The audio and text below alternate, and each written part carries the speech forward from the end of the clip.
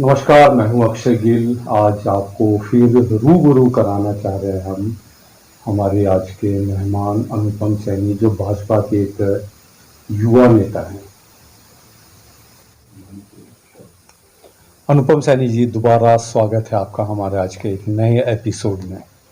नमस्कार अक्षय जी, आपका स्वागत है।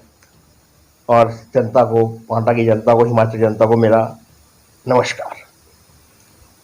सैनी साहब, आपसे एक चीज़ जानना चाहेंगे। जैसे बार बार सोशल मीडिया पे पोस्टें आती हैं, सब कुछ होता है, कई बार आपके जो है फेसबुक जो अकाउंट है वो तक हैंग हुए हैं आपके। हाँ, बिल्कुल हुए हैं। 2 बार मेरे फेसबुक अकाउंट हैंग हुए हैं। क्या कारण रहा उनको? ये क्या बोल सकते हैं कि क्या इसमें कारण रहा? ये तो हमारी समझ से बाहर है कि सोशल मीडिया पे अगर हम कोई वर्क कर रहे हैं या उसमें एक्टिव हुए हैं तो वहाँ उसका हैंग होना एक सोचने का भी विषय है इस चीज़ को लेकर। कहीं ऐसा तो नहीं आपने कुछ इस टाइप की कोई आपत्तिजनक पोस्ट डाली हो जिसकी वजह से वो उसको उसके ऊपर रोक लगाई हो? नहीं, आपत्तिजनक पोस्ट तो अगर सच्चाई को आप या दूसरे लोग आपत्तिजनक पोस्ट बताएं तो उनका अपना सोचना है। हम तो सच्चाई को ही लोगों को रूबरू कराते हैं, हमेशा सच्चाई से बाहर जाते नहीं। यानी आपका कहना है कि कहीं ना कहीं सच बोलना भी गुनाह हो गया? ये तो आज के टाइम में ऐसा है ही है, सच बोलना तो गुनाह है ही है। गुनाह लग रहा है आपको? गुनाह ही होता ही है चलिए सैनी आज के युग साहब, में। हम अपने अगले सवाल की तरफ चलते हैं। जैसे कि बार बार संज्ञान में आता है कि जैसे लोग अपने काम कराने के लिए नेताओं के चक्कर काटते हैं, और जो मेरे संज्ञान में आया है कि आप जो है लोगों को जा जाकर पूछते हैं भाई आपका कोई काम हो तो मेरे से संपर्क करें, मैं आपका काम कराऊंगा। इसमें कहाँ तक सच्चाई है? नहीं, इसमें लगभग 100% सच्चाई है, क्योंकि मेरा मानना है कि अगर हम सामाजिक कार्य से जुड़े हुए हैं, लोगों की हेल्प करने की हम नज़रिया रखते हैं, तो लोगों के दिल में हम राज करते हैं। आज अगर लोग मुझे अप्रोच करते हैं कि हमारे काम कराओ या हमारा एक काम नहीं हो रहा है, किसी वर्ग के लोग हैं, तो उसका कारण नहीं है कि मैं उनके घर जाकर उनसे पूछता हूं कि आपको कोई समस्या, किसी भी चीज़ की समस्या हो, आपके राजनीतिक तौर पे ऊपर या सरकार से कोई चीज़ आपको नहीं मिल रही है, तो उसके लिए प्रयासरत रहता हूँ। हमेशा लोगों की हेल्प के लिए हमेशा मैं तैयार रहता हूँ। अभी पीछे कुछ ही दिन पूर्व एक मामला संज्ञान में आया था। पौंटा साहब के हमारे निकटवर्ती क्षेत्र के कोई दो बच्चे हैं, एक कोई छोटी बच्ची है और एक कोई लड़का है। हाँ। तो उन दोनों को रीनल फेलियर, यानी कि जिसको बोलते हैं कि उनके दोनों बच्चों के गुर्दे खराब हैं, गुर्दे, हाँ। और वो शायद दोनों के दोनों ही हॉस्पिटल में हफ्ते में 1 या 2 बार या शायद 3 बार भी उसके लिए डायलिसिस के लिए जाते हैं। तो आपने उसमें एक बड़ा अच्छा एक इनिशिएटिव लिया है। हम आपकी ज़बानी जानना चाहते हैं कि वो मामला असल में है क्या? कौंटाही के एरिया में मेरे संज्ञान में एक लड़की जामनी वाला पंचायत से है, तो वहाँ उसका नाम ज्योति है और धीमान कास्ट से वो बिलोंग करती है। उसके पिता एक बेचारे एक मजदूर क्या, बेचारे एक साइकिल पंचर की दुकान चलाते हैं, और उसकी एक बहन है, वो किसी प्राइवेट इंडस्ट्री में काम करती है और घर का खर्चा चलाती है, और माँ उसकी नहीं है। तो वो हर हफ्ते क्या, ये बच्चे जो है हर 2 दिन छोड़ के तीसरे दिन का डायलिसिस होता है। तो मुझे जब ये लगा पता, तो मैंने उनसे घर गया, उनसे कांटेक्ट किया, और दोनों बच्चों से? पहले एक से किया, ज्योति से। ओके। तो उसको मैं देखने के लिए जुनेजा हॉस्पिटल गया हूँ, जिस दिन जयराम ठाकुर जी यहाँ आए थे, उससे एक दिन पहले। ज्योति है, मैं जामनी वाला से हूँ। मेरी दोनों किडनी खराब है और मैं 5 साल से डायलिसिस पर हूँ। मेरी किसी भी नेता ने कोई हेल्प नहीं की है। अनुपम भाई ने मेरी हेल्प किया और मेरी फाइल पीजीआई में पहुंचाई है और सीएम के पास पहुंचवाई है इलाज के लिए। तो मैंने वहाँ देखा, वहाँ एक बच्चा और वो रविदासू में था, तारों वाला वार्ड नंबर 4 से था।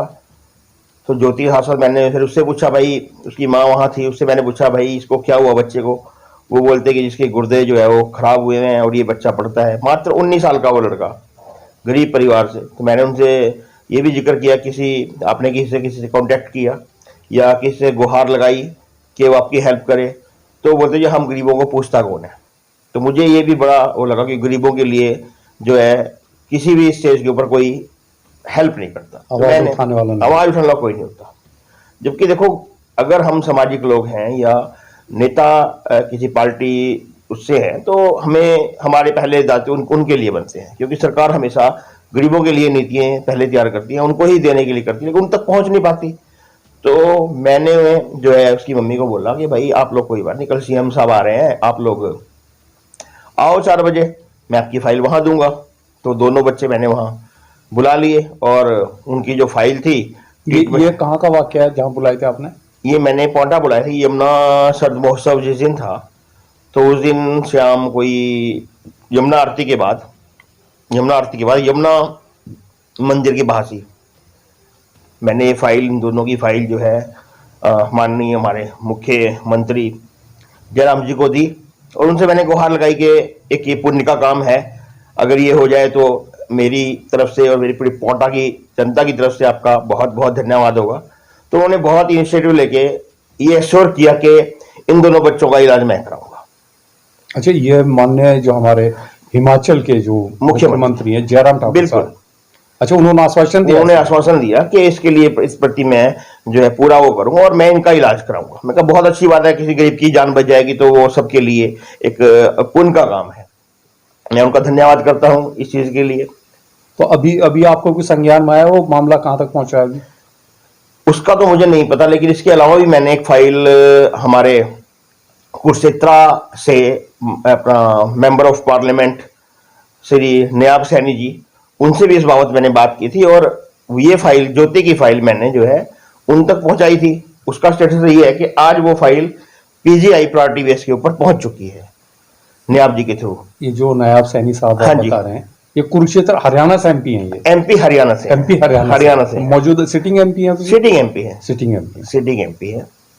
ये तो एक बहुत ही सराहनीय कार्य होगा अगर इस तरीके के 2 बीमार बच्चों को एक जीवन दान मिलता है, तो कहीं ना कहीं श्रेयस का जो है वो आप ही को जाता है कि आपने खुद जा करके उन बच्चों की इस स्थिति को भांपा और उसके बावजूद आपने जो है इतना इनिशिएटिव लिया, आप एमपी तक गए, आपने माननीय मुख्यमंत्री जयराम ठाकुर साहब के साथ आपने रिक्वेस्ट करी और ठाकुर साहब ने इसमें इनिशिएटिव भी लिया जैसा आपने बताया। बिल्कुल। अभी पीछे एक मामला और संज्ञान में आया था कि ना कि हमारे ये लोकल क्षेत्र में, बल्कि शायद कांगड़ा, बिलासपुर या किसी अन्य जगहों से भी कुछ युवाओं ने, जो हमारे बेरोजगार युवा है, उन्होंने रोजगार की भी गुहार लगाई थी आपसे। मेरे से अक्सर जो है सोशल मीडिया के ऊपर जो है कई लोग मेरे से कांटेक्ट करते हैं, बेरोजगार लोग, वो हिमाचल के कई कोनों से, कांगड़ा से, सोलन से, हमीरपुर से या शिमला से, कि हमें जो है वो गवर्नमेंट जॉब तो नहीं मिल पाती, लेकिन यह कि अगर आपके सहयोग से हमें कहीं जॉब मिल जाए, प्राइवेट। तो मैंने उनसे कभी मुलाकात नहीं की, मेरी उनसे फोन से बात हुई और मैंने उनका बायोडाटा फोन से मंगाया और उनको मैंने, आज भी कई लोग ऐसे हैं, कई बच्चे ऐसे हैं जिनको बद्दी में, चंडीगढ़ में, हरियाणा के अंदर जो है कई जगह रोजगार मिले हुए हैं, वो मेरा धन्यवाद करते हैं और मुझे बुलाते हैं अपने पास, लेकिन टाइम नहीं मिलता। चलिए, तो एक आप बहुत ही एक नेक काज कर रहे हैं, क्योंकि देखिए बेरोजगारी इस समय ये पूरे एक नेशन वाइड, क्या मतलब वर्ल्ड वाइड एक बहुत बड़ा एक मुद्दा बनी हुई है बेरोजगारी।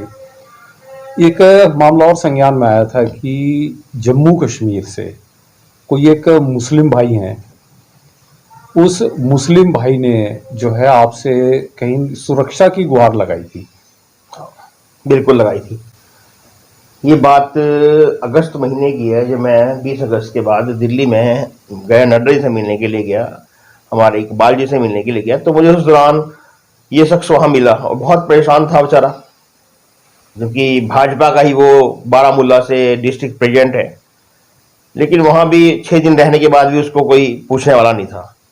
तो जब मैंने उसकी व्यथा सुनी कि मैटर क्या था वो जिसके लिए वो भागे फिर रहे थे, वो हुआ ये था कि उसने जो है 15 अगस्त को भारत का झंडा लहरा दिया। ये इसी साल 15 अगस्त को, ये जो एक मोदी जी का आह्वान था कि हर घर तिरंगा। हाँ, अच्छा। तो उसने जो है वो हिम्मत करके जो है वहाँ झंडा लहरा दिया। तो वहाँ के जो टेररिस्ट कम्युनिटी के जो लोग थे, उन्होंने उसके घर पे आके उनके बच्चों के ऊपर बंदूक टान दी। वो बेचारा वहां से भाग के आ गया, बच्चे वहीं रह गए। तो उसका दर्द जब मैंने सुना तो मुझे बड़ा वो प्रायोरिटी बेस पर मैंने उसको लिया, भाई मेरा काम चलो कोई बात नहीं, मेरा काम बाद में होगा, पहले मैं तेरी हेल्प करूंगा। तो मैं उसको जहां भी मेरा मुझे लगा कि ठीक रहेगा, मैं उसको वहां तक ले गया और आज वो सुरक्षित है। उसने, उसके घर वाले भी सुरक्षित हैं, उसके बच्चे भी सुरक्षित हैं। तो वहां की केंद्र ने इसमें क्या हेल्प करी थी उनकी? केंद्र इकबाल जी ने वहां से जो है वो चीफ सेक्रेटरी जम्मू कश्मीर को जो है फैक्स किया साथ साथ जो है, और उनसे वो टेलीफोनिकली बात भी की कि भाई इसकी जो है प्रायोरिटी बेस के ऊपर हेल्प करो, और विद इन 24 आवर्स जो है उसको प्रोटेक्शन भी मिल गई, बच्चों को भी सुरक्षा मिल गई। वो आज भी अंडर सिक्योरिटी जो है वो बाल्टी का काम कर रहा है। अच्छा, मतलब सरकार ने उसको सुरक्षा मुहैया बिल्कुल करवाई। मुहैया कराई। ये भी एक बहुत ही एक अच्छा आपके द्वारा किया गया बहुत ही एक नेक काज है। अब हम देखिए, अस्सलाम वालेकुम, आदावर, सत श्री अकाल जी। मेरा नाम मुश्ताक अहमद लोन, मैं डिस्ट्रिक्ट बारामूला का रहने वाला हूं, जम्मू एंड कश्मीर का। मैं आज दिल्ली में था और यहां पे मुझे चंद लीडर्स मिले, जिनमें से एक होनहार लीडर हिमाचल प्रदेश का रहने वाला था, जिसका नाम था अनुपम सैनी। और उसने मुझे इतना गाइडेंस यहां पे किया, इतना गाइडेंस किया, ताकि जिस तरह अपना भाई एक भाई को करता है। और फिर मुझे उसने श्री इकबाल सिंह के पास लिया और वहां जितने भी मुतालबे थे मेरे, आफ्टर ऑल दैट उसने मुझे सारे वहां पे वो क्लियर कर दिए। मैं इकबाल सिंह का भी, श्री इकबाल सिंह का जबरदस्त शुक्रिया अदा करना चाहता हूं कि जिसने मेरी जितने भी प्रॉब्लम्स जम्मू एंड कश्मीर में थी, मेरे घर में थी, वो उसने सॉल्व की। और मैं अनुपम सैनी साहब का भी जबरदस्त शुक्रिया अदा करना चाहता हूं, क्योंकि जिसने ये नहीं देखा कि ये कश्मीर से बिलोंग करता है, उसने वही सलूक किया जो अपने भाई के साथ सलूक करना चाहिए, वही सलूक उसने मेरे साथ किया है। मैं उसका बहुत शुक्रिया अदा करना चाहता हूं। और खासकर श्री इकबाल सिंह साहब का जो चेयरमैन नेशनल माइनॉरिटी का है, उसका भी जबरदस्त शुक्रिया अदा करना चाहता हूं, जिसने मुझे हाई अथॉरिटी से मिलाया और जितने भी मेरे प्रॉब्लम्स थे घर पे, आउट ऑफ विलेज थे, चाहे डिस्ट्रिक्ट्स में थे, और उसने वो सॉल्व करके दिखाए। I am so much thanks for that. और इन लोगों का मैं बड़ा शुक्रिया अदा करना चाहता हूं कि अगर ये लोग है वाकई दिल्ली में, जो ये लोग है, he is the one of the person and he is a Shri doctor Iqbal Singh, जिसने मुझे चेयरमैन जो है, जिसने मुझे इतना सपोर्ट किया है। बाकी वसलाम, जय भारत, जय हिंद। हम बात करते हैं अपनी यहाँ की लोकल पॉलिटिक्स के ऊपर। अभी पीछे संज्ञान में आया था कि कुछ एक अनेक समाज के लोग आपके साथ बैठ करके उन्होंने एक बहुत बड़ी बैठक करी है। क्या मैटर था वो?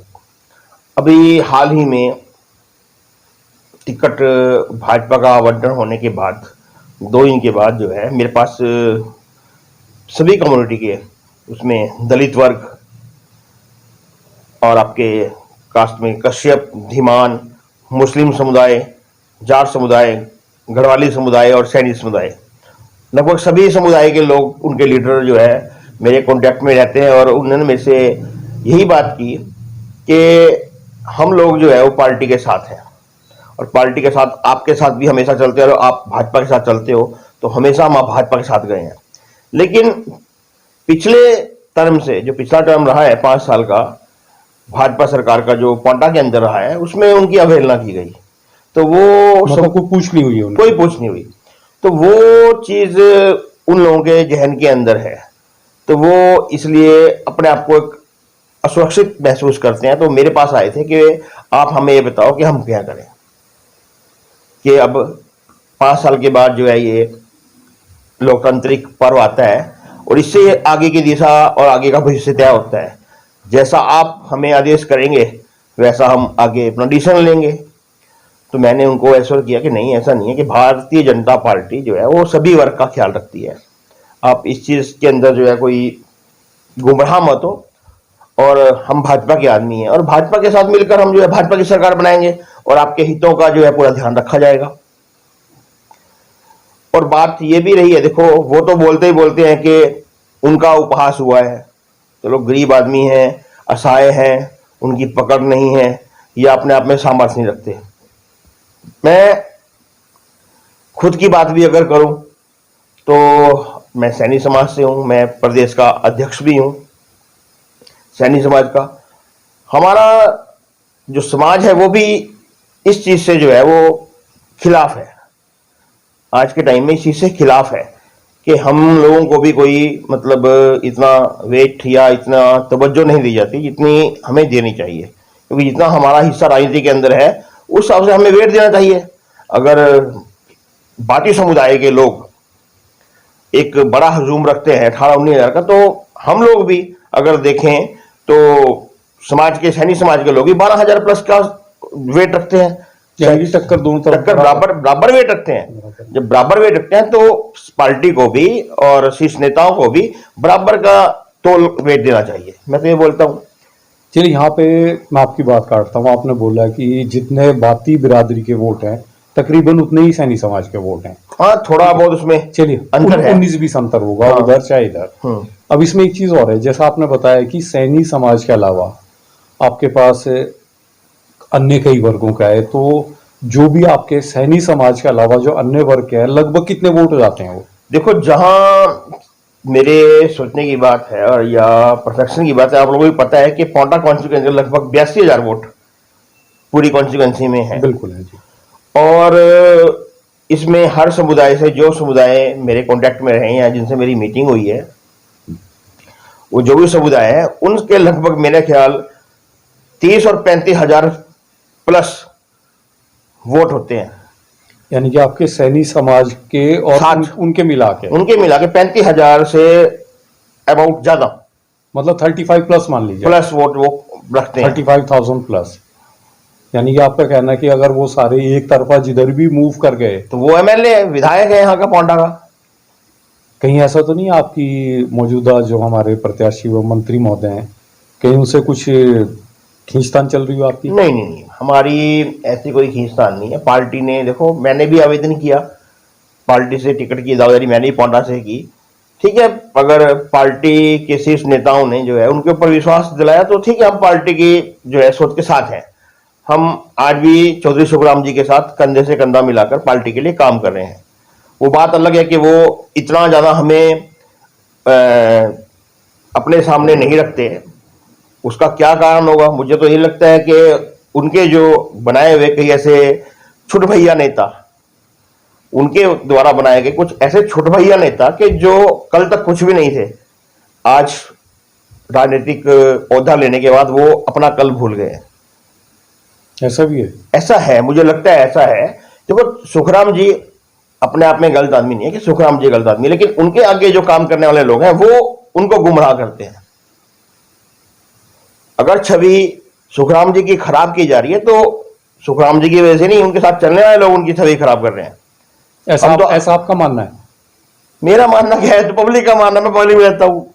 जो लोग मुझसे कांटेक्ट करते हैं या जो भी समुदाय मुझे कांटेक्ट करते हैं वही बात बोलते हैं कि उनके साथ जो छुड़भैया नेता लगे हैं वो उनसे ज्यादा मंत्री पद की पावर यूज करते हैं। मंत्री जी को पता नहीं होता काम क्या करना है क्या नहीं करना है, वो पहले कर देते हैं और बुराई मिलती है मंत्री जी को। अभी पीछे कुछ दिन पहले, तकरीबन 10-12 दिन पहले, एक मामला और संज्ञान में आया था कि आप कोई 4 पानी के बोर सैंक्शन करवा के लाए थे, स्टेट लेवल से लाए थे कि सेंट्रल लेवल से लाए थे, वो आपको पता होगा। तो वो जहाँ पे वो बोरिंग होनी थी उसमें भी कुछ विवाद हो गया था। हाँ, उसमें विवाद रहा है। मैं पीछे जो हमारे माननीय दर्शन सैनी जी नालागढ़ से हैं, आईपीएच के जो है वो जल विभाग के जो है वो चेयरमैन है, तो मैंने उनसे कॉन्टेक्ट किया। मैंने कहा हमें जो है अब आप ये कोटे से 4-5 जो है वो बोर चाहिए, तो उन्होंने एश्योर किया चलो मैं 4-5 बोर मैं देता हूँ। और यहाँ के जो मौजूदा एक्शन साहब हैं असद रहमान जी, उनसे उनकी बात भी हुई और उन्होंने उसके पैसे जो 4 बोर के वो ट्रांसफर यहाँ डिपार्टमेंट को कर दिए। तो जब हमने वो बोर उन गरीबों के लिए लगाने चाहे जहां पिछले 15-15 साल 55 साल से भी पानी की समस्या थी, तो वहां भी इनके जो छुट भैया नेता हैं चौधरी सुखराम जी के साथ जो चलते हैं, उन्होंने वहां भी वो काम नहीं होने दिए।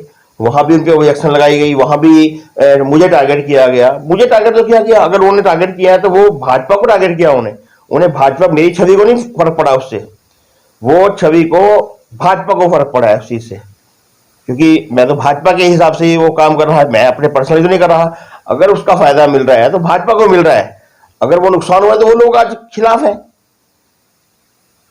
वो कारण सिर्फ इनके छुट भैया नेता है। जो अपना कल भूल गए।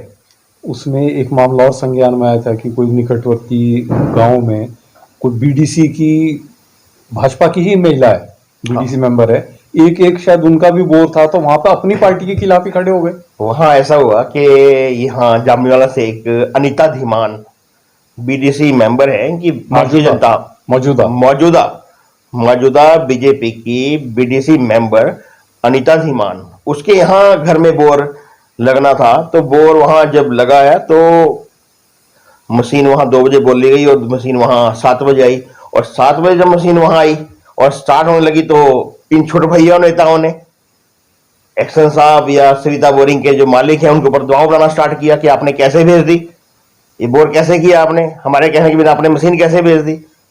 तो वहां भी काम रुकवाया गया। ये भी बड़ी शर्म की बात है, उनको शर्म आनी चाहिए। उनकी जेब से नहीं जा रहा है पैसा, ये सरकार का पैसा है और पब्लिक गरीब जनता के लिए लग रहा है। अगर वो बोर आज नहीं लगे तो क्या उसकी भरपाई वो लोग करेंगे जो रोक रहे थे?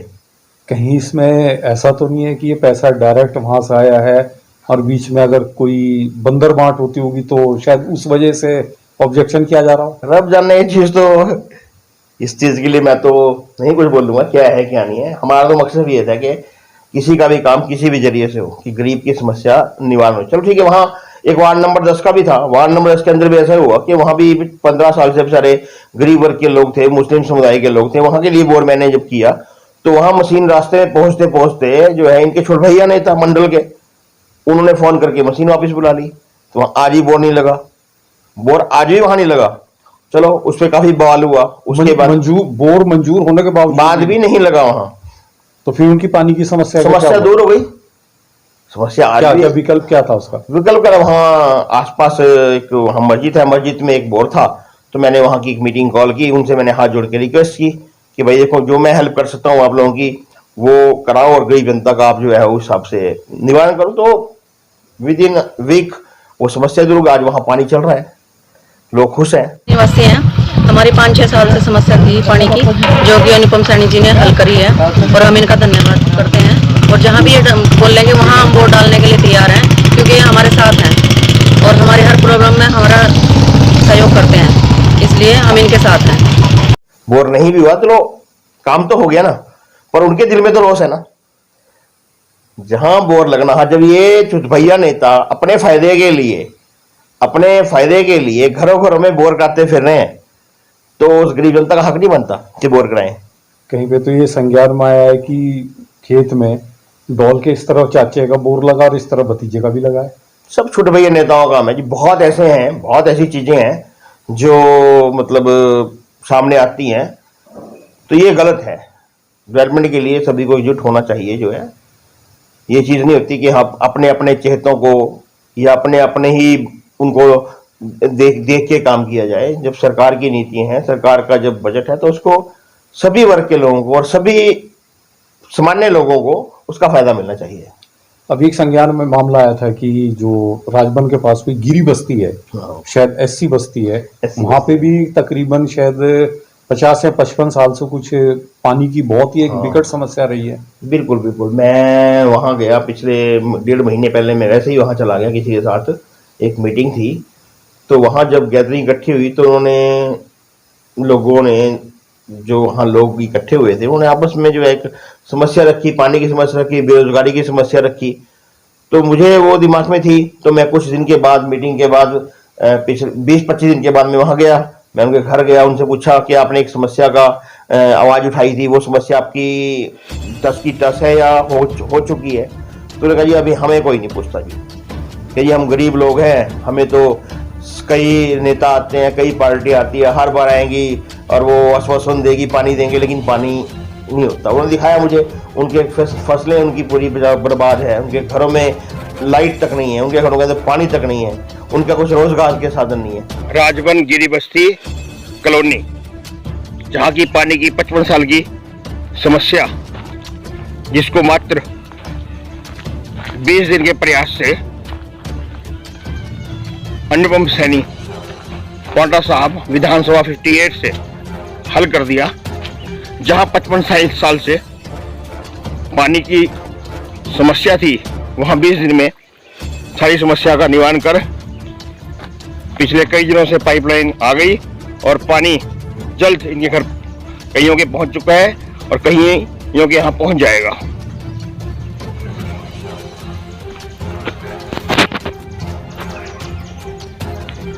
खुश हैं आप? पानी पहुंच गया अब तो ये बर्दाश्त से बाहर हो जाता है कई बार।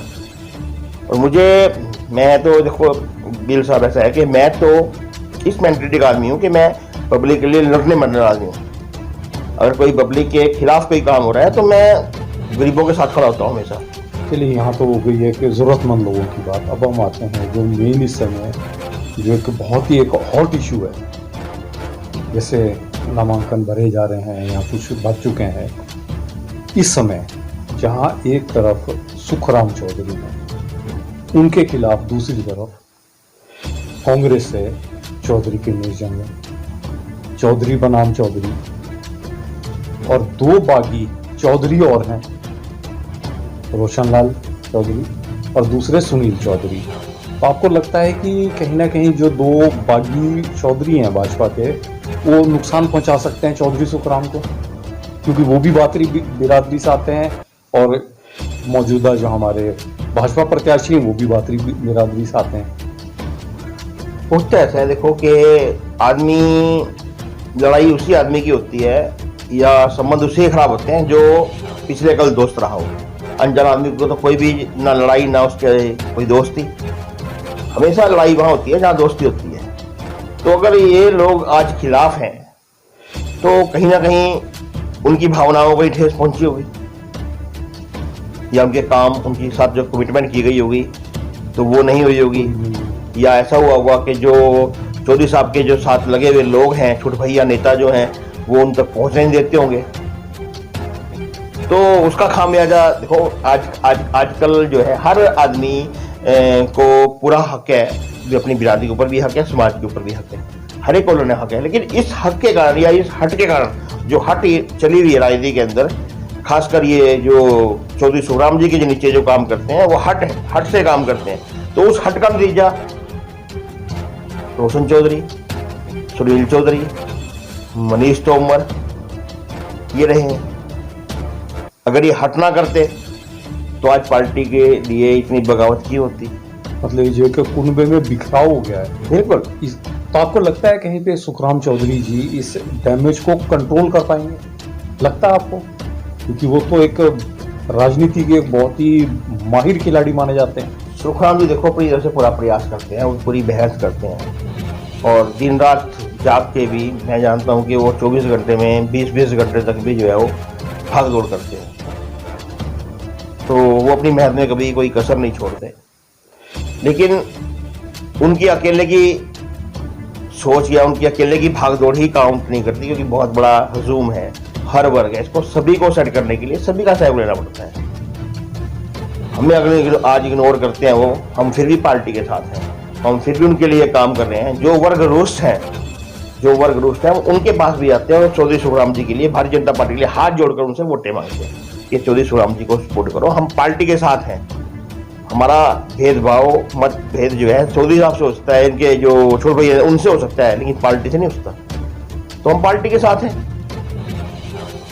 चलिए, एक आखिरी सवाल, जैसा आपने कहा कि जो इनके साथ छूट गई है नेता लगे हैं, जो शब्द आपने इस्तेमाल किया छूट गई है, तो क्या आपकी नाराजगी उन छूट भैया नेताओं से है या चौधरी सुखराम जी से? देखो, छूट भैया नेताओं का अपना कोई वजूद नहीं होता। मैं ऐसे छोटे छोटे नेताओं को मैं ज़्यादा वेट नहीं देता। अगर मैं इस पे गलती बताऊं तो उस नेता की गलती होती है कि जिसके नीचे वो लोग काम कर रहे हैं। तो कहीं ना कहीं आप गलती इसमें चौधरी साहब की निकालते हैं। बिल्कुल, इस चीज़ के अंदर गलती तो चौधरी सुखराम जी की रहेगी, क्योंकि देखो विधायक वो हैं, कोटा उन्होंने संभालना है, मंत्री भी हैं और वोट भी लेनी है।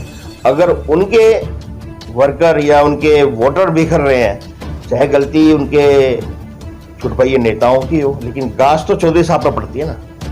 आज जो माहौल है, लोग मेरे पास आते हैं सब वर्ग के, तो वो ये थोड़ी बोलते हैं कि हम जो है उनके छुटपाइये नेताओं के खिलाफ हैं, वो सुखराम जी का नाम लेते हैं। कहीं क्या करें, कहीं ना कहीं नुकसान इसमें तो पार्टी को है ना, मंत्री महोदय को है, मंत्री महोदय को है। आपसे मैं जानना चाहूँगा कि क्या, जैसे आपने बताया कि तकरीबन आपके अपने समाज के और जो अन्य लोग जिनके साथ आपकी बैठक हुई है, तकरीबन 35,000 प्लस वोट्स एक तरफ हैं। एक तरफ है। तो क्या आप चौधरी सुखराम जी के साथ जाना चाह रहे हैं या कुछ आपकी अलग रणनीति है? नहीं नहीं, चौधरी सुख, देखो हम पार्टी के खिलाफ नहीं जाएंगे, पार्टी की नीतियों के साथ ही हम जाएंगे और पार्टी की आस्था के साथ ही हम चलेंगे जी। लेकिन मैं एक चीज ये बोलना चाहूंगा कि हमने पिछले 5 साल में भी सुखराम चौधरी का साथ दिया और खुल के साथ दिया। ये आप सब प्रेस बंधुओं को भी पता है, पूरे समाज को भी पता है, सारे लीडरों को भी पता है, सब पार्टी को भी पता है कि मैं जब साथ चलता हूं तो मैं कभी कोई दगा नहीं करता, मैं खुलेआम साथ चलता हूं और बिल्कुल साफ सभी से चलता हूं। कोई उसमें जो है ये नहीं होता कि मेरा जो चलना है या कुछ वो है, बिल्कुल ट्रांसपेरेंट होती है मेरी नीति। आज भी हम चौधरी सुखराम जी के साथ हैं, लेकिन इस बार हम इनके साथ चलेंगे, लेकिन तब हम इनके साथ चलेंगे जब ये हमारे आसपास के जो बड़े शीर्ष नेता हैं, चाहे उसमें हरियाणा से कुरुक्षेत्र के एमपी सैनी नियाब सिंह जी, यूपी से हमारे शीर्ष के नेता मंत्री योगी सरकार के अंदर सैनी जसवंत सिंह जी,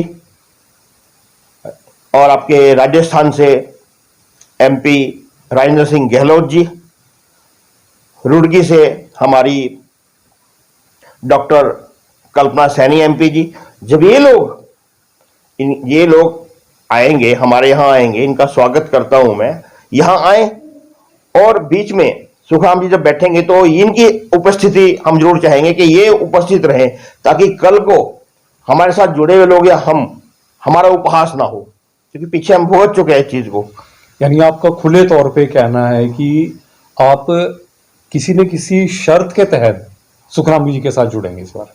देखो क्या होता है कि शर्तें इसमें नहीं होती, लेकिन फिर भी हमने पिछला भुगता है, क्योंकि हमने इस चीज को सहा है कि सरकार होते हुए भी हमारे काम में अड़ंगा लगाया, अभी अड़ंगा लगाया गया, तो इस चीज की गारंटी तो कोई लेगा ना।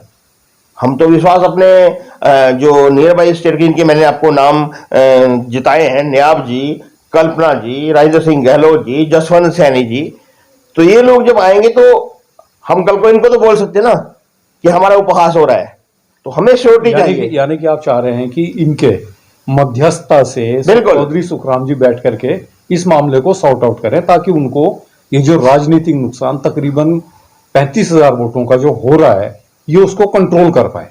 बिल्कुल, देखो ये तो बनता है, ये तो राजनीति है, इसके अंदर जो है बैठना भी पड़ता है और कमिटमेंट जो करना है जो पक्का करना पड़ता है, और कमिटमेंट के लिए किसी की उपस्थिति भी बहुत जरूरी है। यानी कि आप एक एश्योरेंस चाह रहे हैं, बिल्कुल, कि वो एश्योरेंस मिले और एक जो आपके समाज के जो शीर्ष नेता हैं कि उनके द्वारा मध्यस्थता हो और बैठ करके ये बात हो, तब उस शर्त पर आप जो है उनके साथ बैठने को तैयार। देखो मैं पार्टी का आदमी हूँ, मैं अपने वोट की गारंटी ले सकता हूँ कि मेरा वोट और मेरे परिवार का वोट भारतीय जनता पार्टी को हो जाएगा। अगर मैं एक वर्कर के हिसाब से बात करता हूं तो मेरा वोट पार्टी के लिए है, लेकिन अगर मैं किसी और की भी गारंटी लेता हूं, दूसरे वर्ग की गारंटी लेता हूं, तो कल को वो तो मेरी एक सिरदर्दी हो गई, उसके लिए मुझे इन शीर्ष नेताओं की जरूरत पड़ेगी। अगर चौधरी सुखराम जी को उनके वोट भी चाहिए तो इन नेताओं को बुलाना पड़ेगा, अदरवाइज मेरा वोट तो पार्टी को है, मैं पार्टी के साथ हूं, सुखराम जी के साथ हूं, उनके लिए काम कर रहा हूं। लेकिन दूसरे वोटों के लिए मुझे बाहर से जो हमारे जो लोग अपने लोग आएंगे उनके बीच में बैठ के बात होगी कि उनके काम भी होने चाहिए कल को, कि वो उपहास ना बने, मुझे कल को उसका खामियाजा मुझे भुगतना पड़ेगा। कि जी आपके कहने से गैर तो ही है, ये तो आप भी समझ सकते हो कि अगर आप किसी को लेके चल रहे हो तो उसकी गारंटी आपकी हो जाती है। बिल्कुल, अगर उसके काम नहीं होंगे तो उसके अगर काम नहीं होंगे तो वो तो आपको पकड़ेंगे, बिल्कुल पकड़ेगा आपको। आप अपनी वोट दे सकते हो, अपना मत दे सकते हो, लेकिन दूसरों की गारंटी कैसे लोगे आप बिना एश्योरेंस के? सिर्फ मेरा यही है कि हमारे शीर्ष नेता जो हैं नियर बाय स्टेट से हैं, नियाब जी, कल्पना जी, जसवंत जी, राजेंद्र सिंह गहलोत जी, इनको यहां बुलाया जाए और उनकी उपस्थिति के अंदर जो है हम जैसा वो आदेश करेंगे हम साथ हैं। जितना वर्क करने के लिए, जिसको जोड़ने के लिए बोलेंगे, कोई वर्क रूस्ट है तो हम पूरी इसकी एश्योरिटी लेते हैं कि उनको जोड़ के चलेंगे। अनुपम जी, मैं आशा करता हूं कि सुखराम जी आपके इस महत्वपूर्ण जो सुझाव है इस पे ज़रूर गौर करेंगे और कहीं ना कहीं जो स्थानीय जनता है उनके हितों को मद्देनजर रखते हुए आपकी इस बात पर ज़रूर मंथन करेंगे। और आज जो आपने हमारे साथ बेबाक बातचीत करी उसके लिए आपका बहुत बहुत धन्यवाद, आपके आभारी हैं। फिर आपसे किसी और एपिसोड में होगी मुलाकात आपसे। तो दोस्तों धन्यवाद गिल साहब, आपका, आपकी टीम का बहुत बहुत धन्यवाद। तो दोस्तों ये थे हमारे साथ अनुपम सैनी जी, जो कहीं ना कहीं लग रहा है कि भाजपा से नाराज भी हैं किंतु साथ भी खड़े हैं। अब ये तो देखना होगा कि हमारे मौजूदा मंत्री महोदय और भाजपा के मौजूदा प्रत्याशी इसको किस रूप से अमली जामा पहनाते हैं। आज के लिए बस इतना ही, फिर आपसे होगी किसी अगले एपिसोड में मुलाकात। धन्यवाद, नमस्कार।